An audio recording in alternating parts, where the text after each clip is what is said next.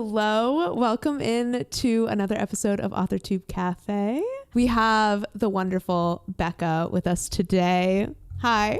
Hello. Welcome. I'm so excited to have you. If you are new to this series, essentially we sit down with some other AuthorTube creators and chat about all things writing, publishing, YouTube, etc. Would you like to do a quick introduction of who you are, what you're working on, all of those things? Absolutely. Hi, friends. If you don't know me, my name is Becca Tobar. I am a writer. I'm here on YouTube. You can find me under Becca Tobar. And I have been working on a few different projects since I started kind of my journey with writing and picking it back up again. But right now I'm currently working on my debut literary fiction novel, which is currently titled Project Eden. I have been crudely pitching it as a 90s East Coast autumn ghost story. And we are currently in the middle of revisions. We finished draft 1 this year, which was super exciting. And I'm learning to love the process of cutting my work up and figuring out why it doesn't work. Would you like to show the people what you're drinking today? Absolutely. I have the Sensible drink, which is a 40 ounce of water. And then I made a little latte for myself today. Amazing. And I have a matcha as always. Unsurprising. I was like, it's going to be matcha. I almost considered making a coffee just for the difference, but I was like, stay true to who you are. Let's be honest. Yes. I don't think I know too much about your revision history. Is this your first time revising a book, or have you been through this song and dance before? Great question. This is my second time revising. So before I did Eden, I worked on a horror story that I was calling Project Fire. And I had done a rough 50,000 word draft of that story, but it was very incoherent. There was no structure to it. I really didn't have any sort of cohesive plot.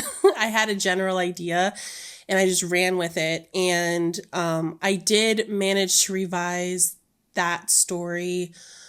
I think I got it up to 60,000 words. And in that passive revisions, I was like, okay, I have to tighten up a little bit of what happens and be really intentional about where certain beats are. Surprisingly, I drafted that first draft with no save the cat. It was purely just vibes. So I had truly no idea what I was doing. And then when I went into revisions and I was like, oh, there are definitely key beats that are supposed to happen to make this feel much more of a story. That's when I felt I was like, okay. So I've done very large structural revisions before. And I've done line editing on much shorter works before. So on short stories for things for I did English in my undergrad.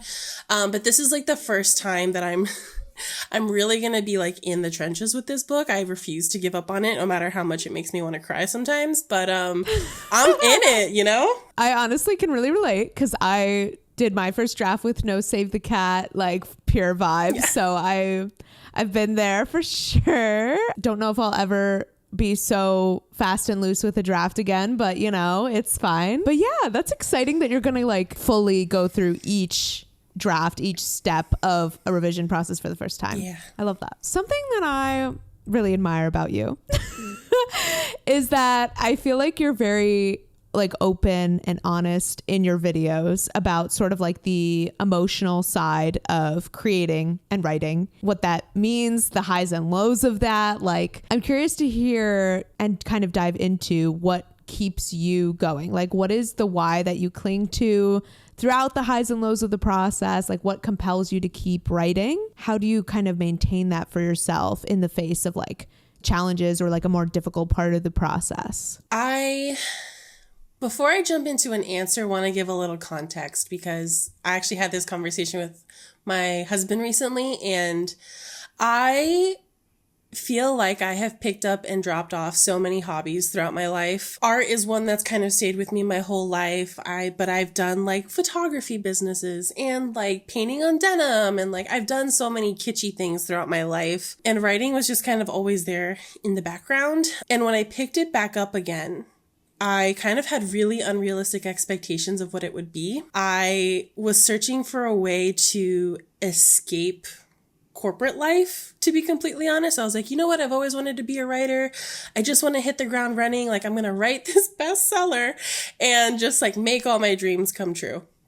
And I was, of course, realistic about it, but I was also very much like idealistic about it as well. And then my husband had to sit me down and be like, hey, like, I think this is a thing that's actually quite serious to you, and I don't want you to burn out on it. So like, pump the brakes, like, take some time, figure out what it means to you. And me being me, I rejected it immediately. I was like, please don't tell me what to do.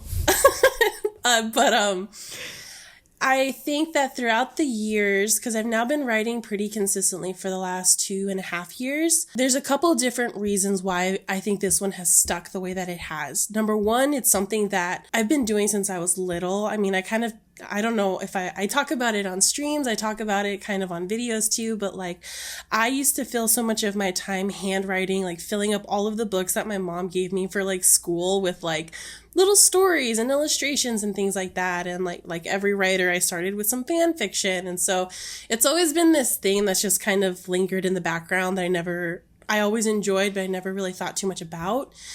And when it comes to like my writing routine and like my writing, I think, journey right now, a lot of what keeps me going is that it's such an emotional release for me. The stories that I really try to tell now, especially with like Eden, they're very introspective. It's a lot about like the human condition, which has always been really fascinating to me. So I think I, oddly enough, write things I haven't really read too much about. I'm starting to now build that repertoire, and I think it's an area that's always fascinated me. That dream that I had of like making this a part of my life, not just pursuing like traditional publishing, but just like having this consistent thing that I show up for myself, has been like really eye-opening in the sense that I was someone that didn't think that I could be consistent in anything. Like that was something that I really, really struggled with. And so being really intentional and being really disciplined about showing up for my writing practice, and also like my channel that I started to help keep me accountable,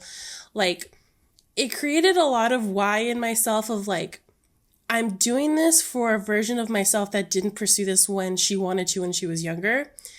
I'm doing this for an audience that I've accumulated of friends that are not only cheering me on, but I'm cheering them on, like whether they make videos or not. I'm always encouraging people to like drop in the comments, what are you working on? How can I cheer you on? I think vulnerability is something that's always come oddly natural to me in some ways. And so I connect with that a lot when I'm writing, and it's made it really easy to have it be just like this part of my life that I do pretty much every day. It's been really rewarding, and that keeps me going. And of course, the community of like authortubers here has just been like pivotal for me, especially. That's so sweet. Me getting emotional while you were talking about that. We may cry. I can't control what happens. I would love that first crying episode. Something that I love so much about what you said is the point about like showing up for something that's just for you. Like, wow, I've built this thing. Like I've put so many hours into this book that's like thousands upon thousands of words, and like no one can take that from you. You know what I mean? Like so much of our time is spent doing things that we feel like we need to do or for other people, and to like prioritize and protect time for something that is only yours and that like means so much to you. I think that's such an empowering thing, you know? Writing will teach you how to have so much grace with yourself if you do it right. And that to me has been a skill that I have treasured more than anything, because I'm someone that's so hard on myself. And I think a lot of creative people are so hard on themselves. And when you take a project from start to finish at different points of its like lifespan, I'm always encouraging people to like celebrate that, because that is a big deal. And like we should give ourselves grace that instead of thinking, oh, I have so much more to go, I have so much more to revise and it's still so bad, and like, no, you did it and it's getting incrementally better. And so that's the message that I always try to preach, is just like, give yourself grace. It's easier said than done, but like it's such a wonderful tool to have in your kit, honestly. And that will help you keep going when things get really, really tough, is like being kind to yourself. I love that you make that such a like key message of like your online presence, honestly, because I feel like that's something that I've really learned from and associated with you, is this like kindness and grace. You're gonna make me cry. I'm so glad. If that's what people associate me with, I feel like I'm doing something right. So thank you. During the drafting process, I think I was pretty good at keeping the stress pretty low on myself. But specifically in the past few months of revision, I feel like I've been on this just like complete roller coaster of emotions. And so I feel like I've had to kind of learn like a level of acceptance of like the difficulty of it, as well as like the fact that I'm going to feel differently about my writing on any given day, and that that's just part of the process. And so I feel like learning to like hold myself through that and be like, there are going to be days where you think that you suck at this and you need to just like carry yourself through that. That's been invaluable. It's always such a balance with any creative practice, like balancing being super gentle with yourself and also like the consistency aspect and the habit aspect. So I'm curious to hear your reflections on how you decide when it's time to push yourself versus when it's time to take it easier. And like, how do you balance that relationship? Such a great question. I think for me, I have become quite accustomed to understanding when something's wrong. If I'm dreading sitting down at the computer and writing something out, I usually take it as a sign that I'm pushing myself a little too hard. But I also try to balance that with understanding when is it time to push past that? Like, when is it time to kind of push past the discomfort and see, like, really pick it apart? And when do I need to step away from it? And a lot of that is really for me understanding my mental capacity. And that's something that's taken me a really long time to kind of get into. Oddly enough, I think in my professional life, like what I do for work, I've had to be really intentional about where my energy goes. And so that has really taught me when it comes to my life outside of work and these creative projects that I'm pursuing, being able to differentiate when I'm just feeling bad about the work and when I actually need to take a step back. So like for me, I'll always dedicate like a couple minutes. I'm like, hey, I'm 10 minutes in. Usually that breaks the funk. If I'm still in it, if I truly just am grasping at straws, I need to take a step back, which happened quite recently. I was trying to get through these chapters and I had set aside this whole day to write. And out of like the 6 hours that I had, I only did like 2,000 words. And I was like, you know what? Something's not working. So I have to take a step back and I'm like, I don't have a good outline. I don't have a good idea of what it is I'm building towards. So I'm like, okay, I know that I don't have the capacity to draft right now, but I do have the capacity to work on this outline little by little and like refine it.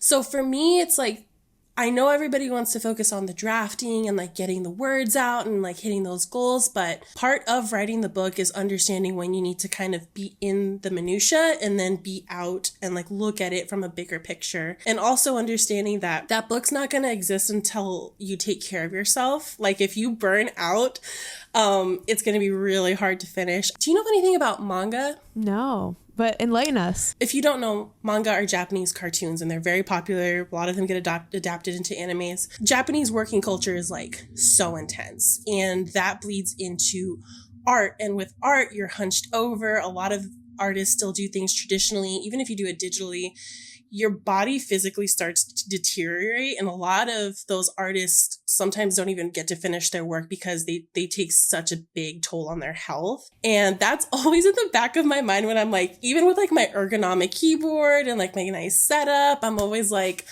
I need to like take a step back.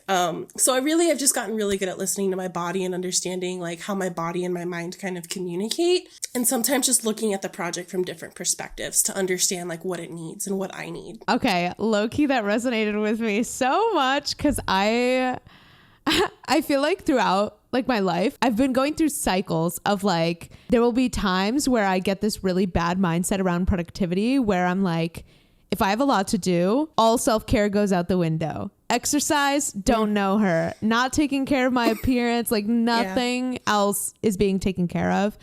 And I have it in my mind that that's what I need to do to get things done or to make progress towards goals, etc. But really, the times where I've created the best or like feel like my output was actually best was when I was firstly taking care of myself and then creating from that place of like centered, like, you know, feel healthy, like all of those things. And so I'm constantly having to remind myself, like it seems counterintuitive, but I think one of the most productive things that you can do for your creative practice or for anything is that level of self-care and like getting right with yourself first so that you can create something that's not coming from like a frantic place, you know? You cannot pour from an empty cup. You just can't do it. And it's crazy how like as much as we might learn that lesson over and over, like I don't know if you feel this way as well, but I feel like I'm continuously having to remind myself that because it's so easy to slip back into the bad habits, you know? I feel like we could talk a little bit about the introduction of AI into the writing sector and like the creative sector in general. I feel like this has been coming up for me recently because I've started looking into things like character art, etc., for like when I eventually self-publish, and it's a very real thing that you have to think about, like how do I make sure that I'm not putting AI art into my book unknowingly, etc. And obviously we've seen a lot of the conversation around Gen AI for writing, you know, taking place in the authortube space. So curious to hear like your reflections on how we should kind of move forward as creatives in this evolving landscape. And I think especially it comes into play with like a beginner writer. Like how can you encourage a beginner writer to like feel capable of starting to write without feeling the need to like bring in these resources that maybe aren't the most what's the word? Ethical? Let's start with that. Yeah. Ethical. Oh my gosh. Yeah, I think this whole conversation could get real doom and gloom real fast. So I just want to start off by saying no algorithm is ever going to replace the human experience. Like they will try. But at the end of the day, writing is so individual. Like different people write for different reasons. I write to know myself a little bit better, to, I think, be introspective about the people that I meet and the circumstances that I've been in, circumstances I haven't been in. I think that's why knowing why you want to write is what's going to fuel you when things like this that feel so big and so bad and feel like it's permeated like every facet, right? Like you can't buy a computer now with it having AI. Or a phone. You can't like use your phone without AI there. I think that like the arts are a very human thing, and people now more than ever will seek it out. I would encourage you, if you haven't started using ChatGPT, if it's not something that's like you've even dipped your toes in, just don't do it. Just don't do it if you can help it. But I also recognize that it can be a really helpful tool for people that know how to use it. AI is meant to take a lot of the guesswork out of things. It's not 100% accurate, so obviously always do your research on the things that it spits back out at you. I think I've used it never to write my passages, but to help me collect information. So like, what would the weather be around this time? Like I ask it questions I can't ask Google. Like, what was it like 15 years ago in Connecticut in the 90s in the fall? Like, was there snow? Was there not? Because obviously global warming is a huge thing.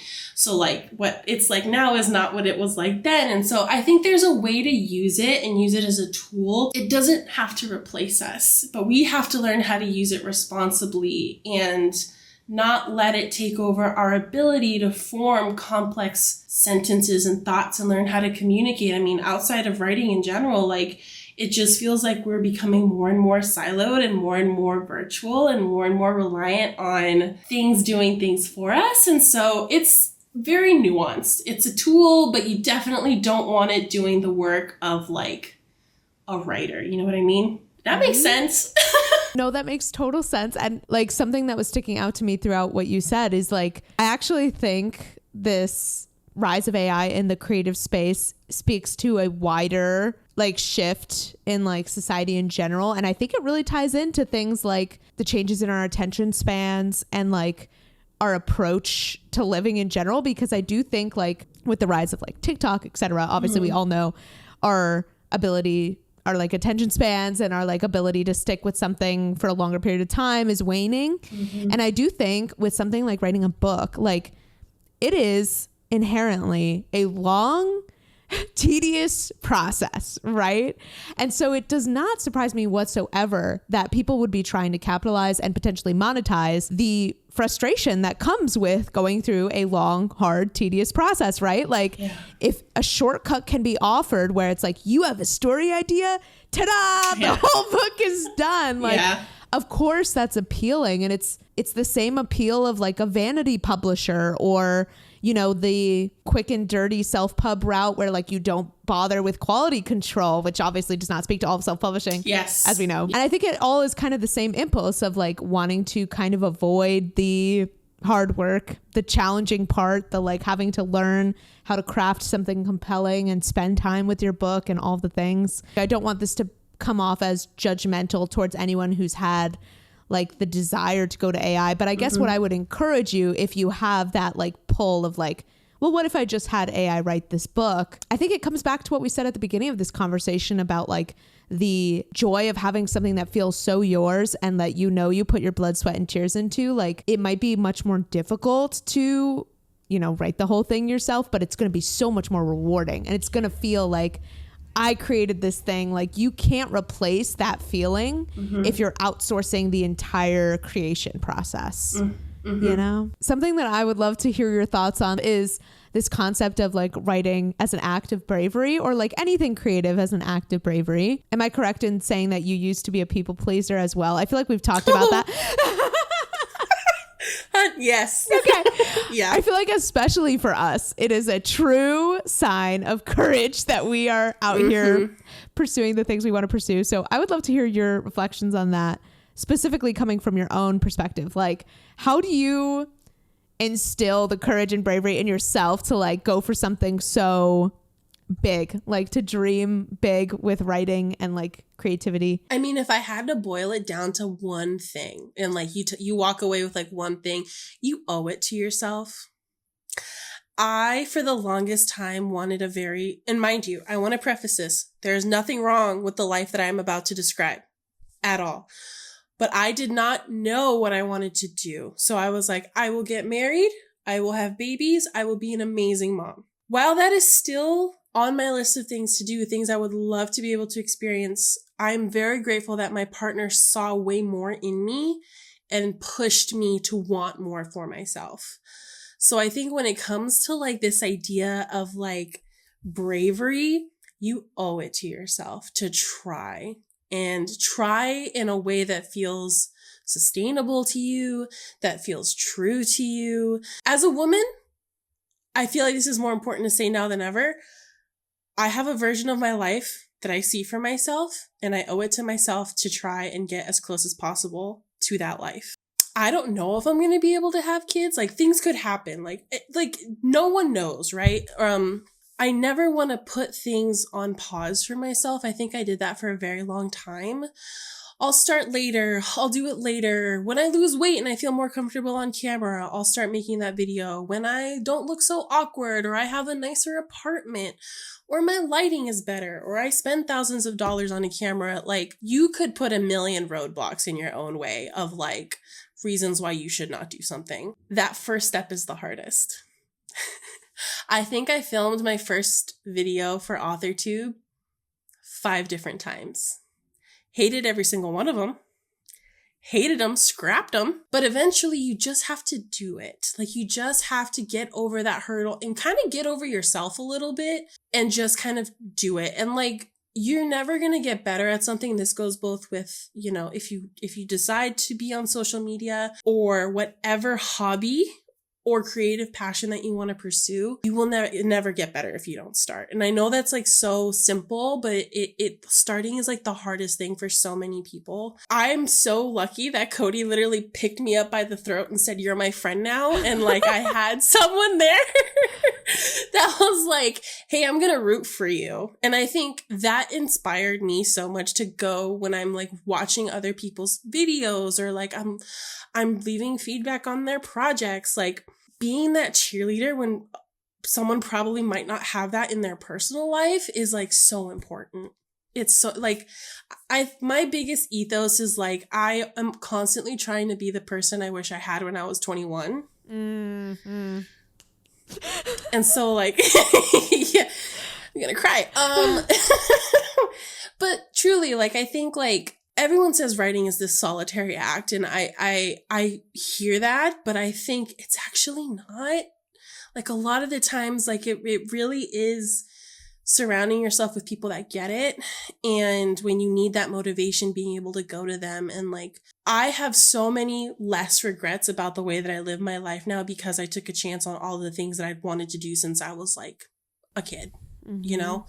And that keeps me going when things get really tough and I feel like I want to give up on my books and I'm like, I just want to delete everything from my channel and like live in obscurity or whatever. Like, I'm like, no, because I'm like, so like when you build something, you're just so proud of it and you just want to nurture it and take care of it. And then you're like, you just want to keep going. I love that. And I love that you brought up that element of pride again, because I do think looking at things through the lens of like, what would I potentially regret if I didn't pursue it is valuable. But I also think it's valuable to think like, okay, what moments have made me the most proud leading up to this point? Because I think sometimes there are a lot of answers in your past that you might not quite realize. And this is something I've been thinking about. But like, if I think back, what moments stick out to me the most out of the last several years that I'm the most proud of? It is the moments where I did the thing, like scared, terrified, shaking in my boots. I did something really hard and out of my comfort zone. Like those are the moments that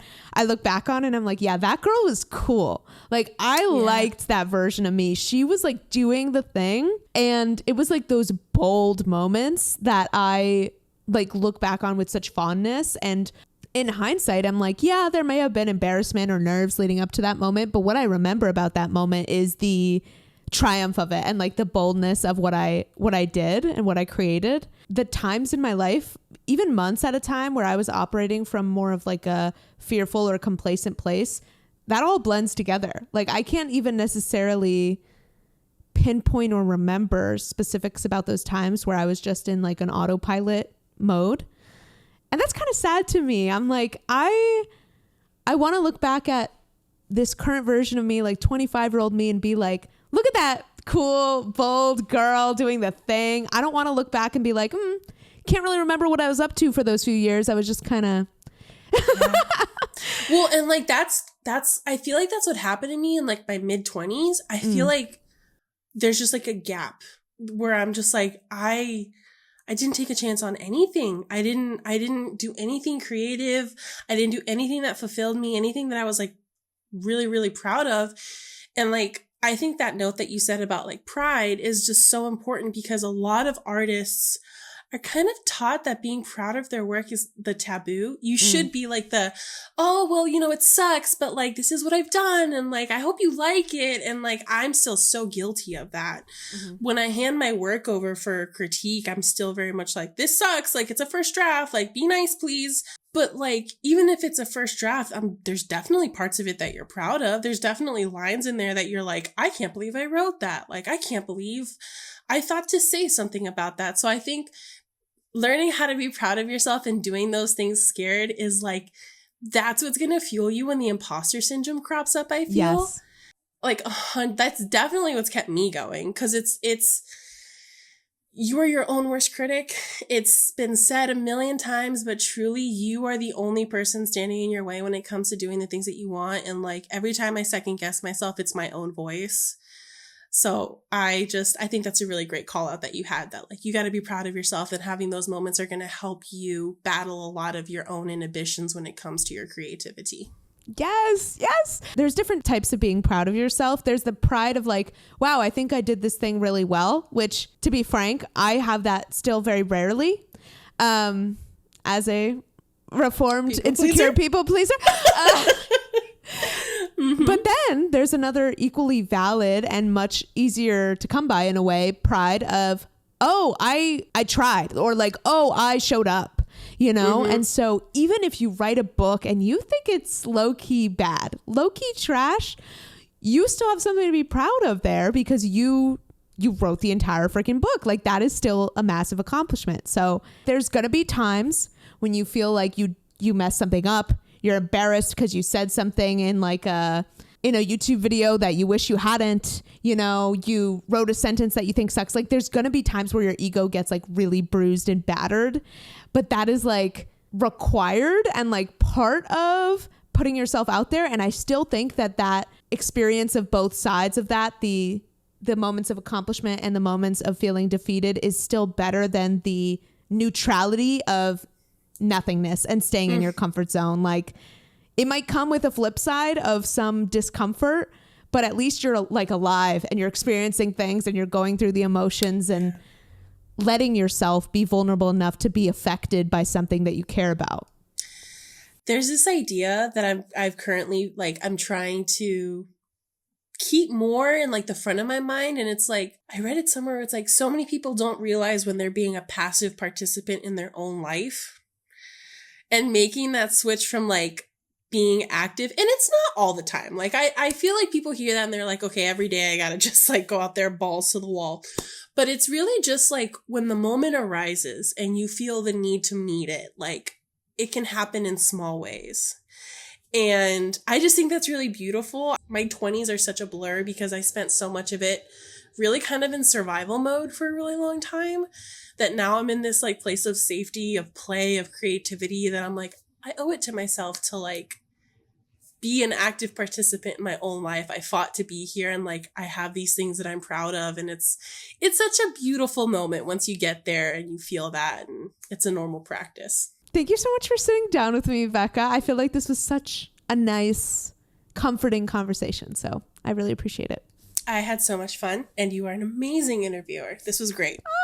Definitely go check out Becca's channel if you have not done so already. Cannot recommend her videos enough. So comforting, beautifully crafted, and like cinematic, well edited. I could go on. Oh my God. Is there anything you want to plug to close us out? If you'd like to learn more about Project Eden and like how I'm working through revisions and stuff, like Brielle said, feel free to give me a follow over on my channel. I upload every Saturday so far. So I hope you guys enjoyed this episode, and I'll see you next month with another one. Bye.